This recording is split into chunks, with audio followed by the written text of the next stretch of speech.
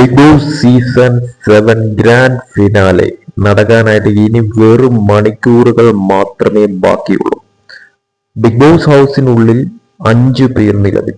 അവരിൽ ആരായിരിക്കും കപ്പടിക്കാൻ പോകുന്നത് എന്നുള്ള ചോദ്യം.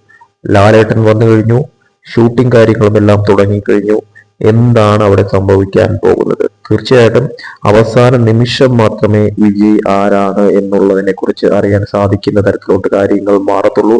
അത് മാത്രമല്ല, അവിടെ ആദ്യമൊക്കെ തന്നെ അല്ലാതെയുള്ള ഷൂട്ടിങ്ങും കാര്യങ്ങളും ഒക്കെ തന്നെ ആയിരിക്കണം നടക്കുന്നത്. അതായത് അവിടുത്തെ സ്കിറ്റുകളും അതോടൊപ്പം തന്നെ അതിന് മുന്നോടിയായിട്ട്, അതായത് ഓരോരുത്തരെ ഔട്ടാക്കുന്നതിന് മുന്നോടിയായിട്ട് നടക്കുന്ന കലാപരിപാടികളൊക്കെ തന്നെ ഉണ്ട്. അതെല്ലാം തന്നെ സ്റ്റേജിലുണ്ടാകും.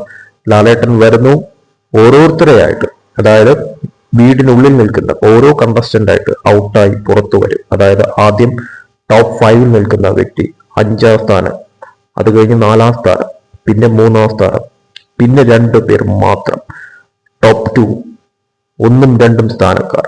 ഇവർ രണ്ടുപേരും ലാലേട്ടൻ വീട്ടിനുള്ളിലേക്ക് ചെന്നിട്ട് അവർ രണ്ടുപേരെയും കൈപിടിച്ചുകൊണ്ട് ലാലേട്ടൻ സ്റ്റേജിലേക്ക് വരുന്നു.